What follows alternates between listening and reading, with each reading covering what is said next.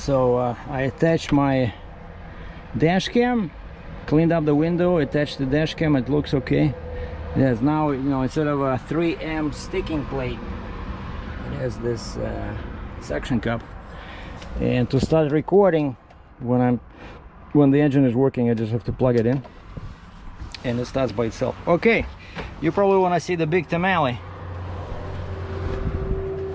Man, this was intense. So I got up at 4 o'clock in Cambridge, walked to my truck, nobody stole it surprisingly, and then I'm thinking, man, I want coffee. And how do you get coffee when you're 115 feet long, right? And so I thought that would be good training as well, because again, this is my first day, no, second day. Yesterday was first. This is my second day with with genuine 10 axle setup. Like, I don't count this. Some guys were saying, oh, it's an 11 axle, but when you have the Jeep, you cannot count it. This is useless. So basically, I think I mentioned this before, I have to cut this Jeep. Like, basically that's where the old kingpin used to be, over here, and they left the plate. So I need to cut this, because this piece from this kingpin on the Jeep to here is way longer than from here to the center between the tires. You see, like, they should be similar, or on the truck it should be maybe like 10 inches more, but not like 3 feet. Like, this is good when they made the body longer. This is good, because this way, before I used to have a big gap in here, right? So now the gap is very small, but I cannot use the fenders. I probably will get a ticket sometime for this, but because if I turn, it's gonna hit the trailer. And you see, I cannot go any further forward. So this is the optimum position. So this body is good, so that's what they added, right? They added this piece in here, but I should have told them not to touch the neck, so if the neck was here, like the front would, if it was here, would be perfect. Well, actually not perfect, no, yeah, because the fifth wheel, when you ride a tandem, so it should be somewhere here, right? Maybe, yeah, like here, just slightly forward of the center of the tandems. And so it definitely has to be shorter, what I'm trying to say. But anyway, so yeah, I made it to the ramp of 400 for this Dunlop Street where the job site was, and the guy says, call me when you're like 5 minutes away. And so I stopped on the ramp. There was a lot of space in there.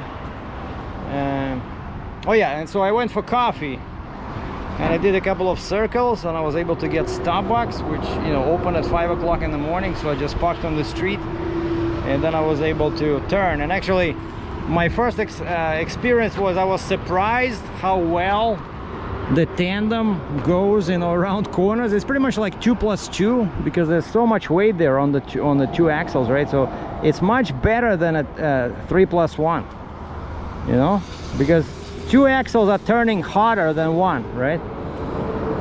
And so I got coffee, I drove over there. It took me like almost 2 hours. I stopped on the ramp, called the guy, the site manager, and he says, hold on, give me 5 minutes, I'll call you back, let me organize some guys, some bodies. And guys came out with stop signs, and then he called me, he says, yeah, good to go. He says, right after McDonald's over here, he says, you'll see McDonald's, go all the way to the left. And I go there, and basically it's like this is the road, and the turn is super tight, and there's a divider concrete wall in the middle. And I stopped here on the opposite traffic lane, trying to go like this to the right, because that's where we were supposed to load, right? But it's so narrow, and the guy looks at me, and I say, I'm not sure I can make this turn, because I think the trailer will hit your wall. And he says, you want us to take off some of the sections of that wall? I said, yeah, sure. And the guy says, 1 or 2, because each one, he says, it's 10 feet. I said, you know what, probably to be on the safe side, maybe take 2 sections off. And so they made those 2 sections off, and I still barely made it past the light post on one corner. You know, I was going very slow, taking all the space on my left, basically running the wheels on the sidewalk pretty much. But I made it, and then and there's bus stop. There's a bus station in there. Well, you cannot block this. He says bus is coming here, and so basically I dropped the trailer, took the Jeep with the neck, right, and just pulled forward. There was a space next to the bus stop, like when you're not in the way. I just left my flashing lights on the roof and flashing lights here. And it probably took, the guy drove on, and he says, yeah, well, usually we load like this. But I'm pretty sure actually it should have been the other way around, you know, because this side is much shorter. This could have gone over my, actually, oh yeah, okay, because of this. But they probably could have hooked up this higher, because this is still taller than my wheels over there. So, because you see, the problem is, like when this thing was, when he was driving this on, the center was here.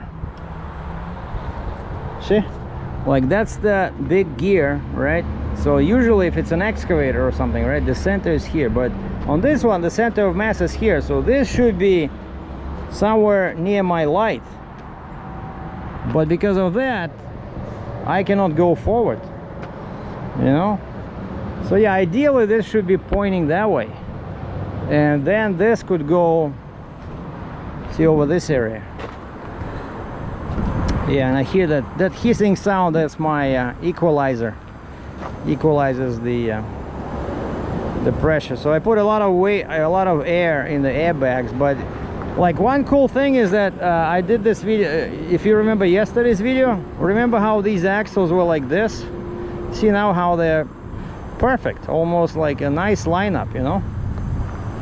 I like this. So even though this went so much lower here,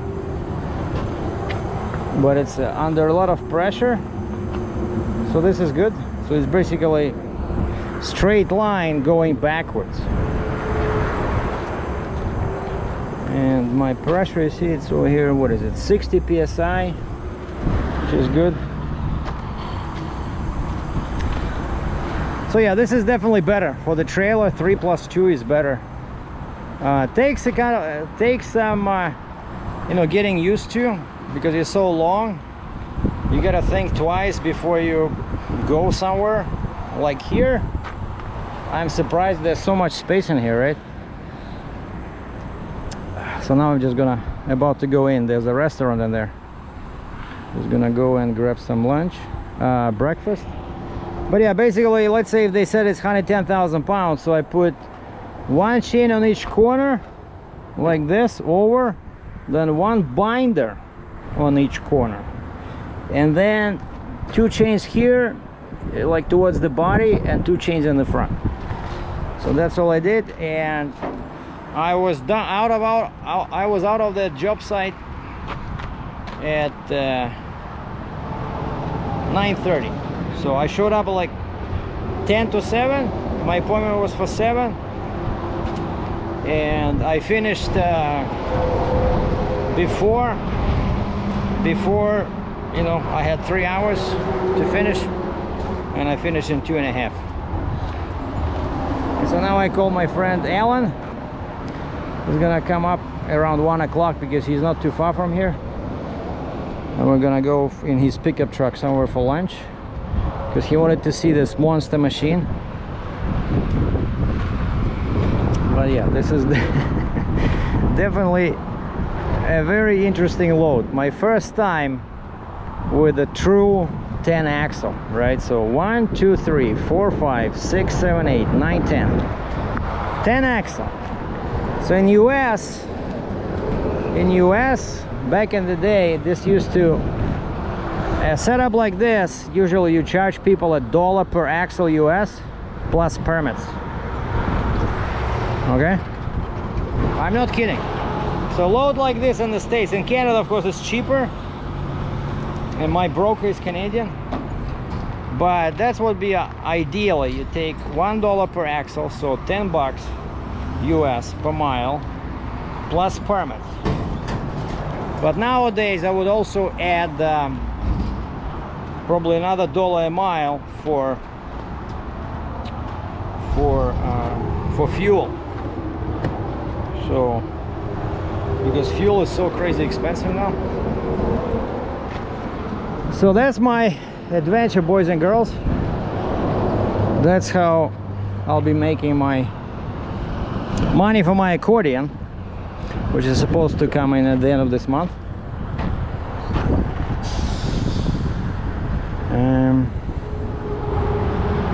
Yeah, pretty nice load.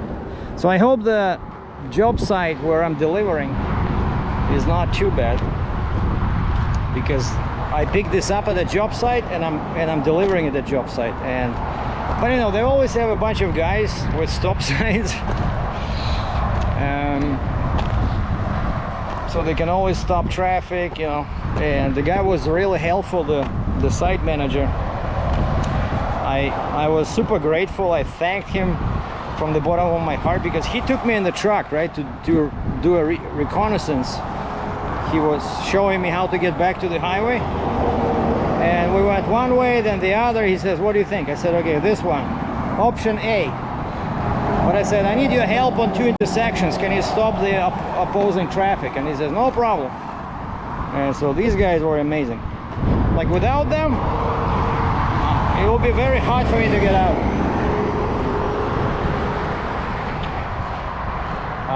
More to follow.